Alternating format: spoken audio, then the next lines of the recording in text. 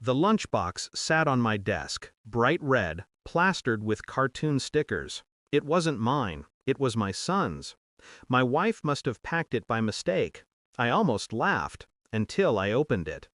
Inside, neatly wrapped, were sandwiches, a small juice box, apple slices. Ordinary.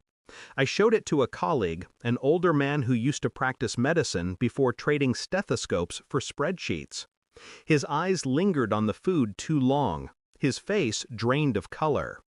"Take him to emergency, immediately." I froze. "Tell me why."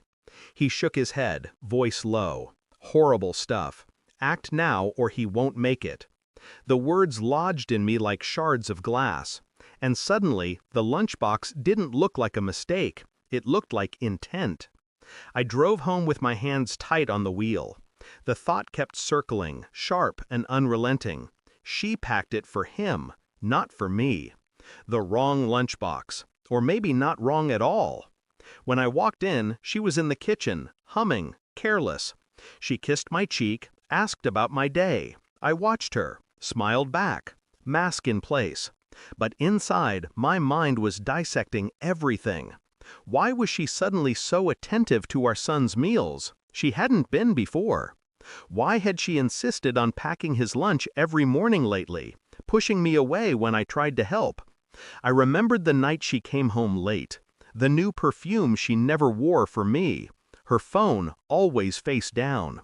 And the lunchbox became more than food. It became evidence. I didn't confront her, not yet. Confrontation is for the weak. Instead, I observed. I took the lunchbox to a lab, had the food tested quietly. The results were delayed.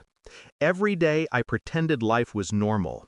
But each morning when she packed his bag, my eyes tracked every movement, every slice of bread, every bottle of juice. I checked her phone when she showered. Messages from an unknown number. Short, coded, but intimate.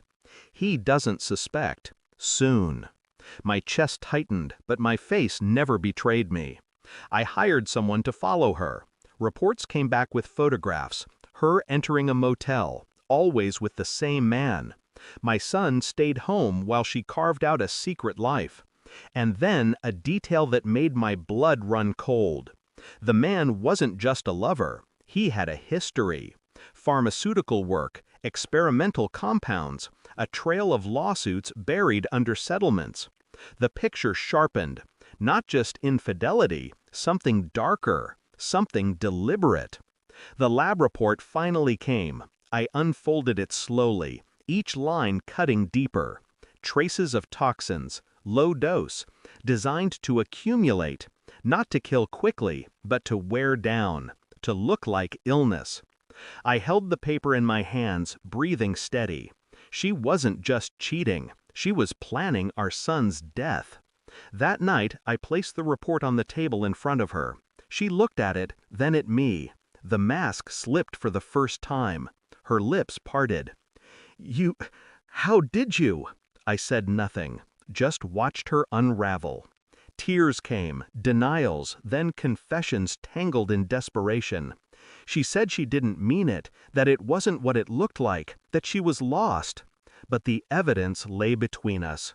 Cold. Absolute. I didn't shout. I didn't strike her. I only slid the phone across the table, the one she thought I hadn't touched. Messages glowing like open wounds. He doesn't suspect. Soon.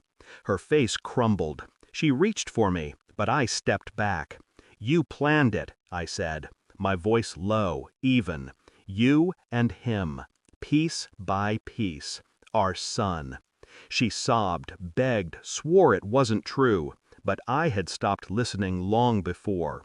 The next morning, the police received an anonymous packet. Lab results, photographs, transcripts of her messages. Enough to bury them both. I didn't watch her arrest. I didn't need to. I knew the silence in her cell would be louder than any words I could give her. My son never knew. To him, it was just another day, another lunch packed by someone else now. He asked about his mother once. I told him she was gone. That was all. He didn't cry. Neither did I. At night, I stood in his doorway, watching him sleep, breathing steady, safe. The betrayal still pulsed in me, but it no longer controlled me. I had turned it into something colder, sharper. She thought she could poison him quietly, erase him slowly, but in the end, I erased her instead, without raising my voice, without lifting a hand. The truth had been enough, and sometimes the truth is the most lethal poison of all. I no longer loved her, no longer hated her. I had simply emptied her from me, the way you drain venom from a wound. Thanks for watching. Don't forget to like, share, and comment. Subscribe now to Cheating Stories Insight World for more amazing stories.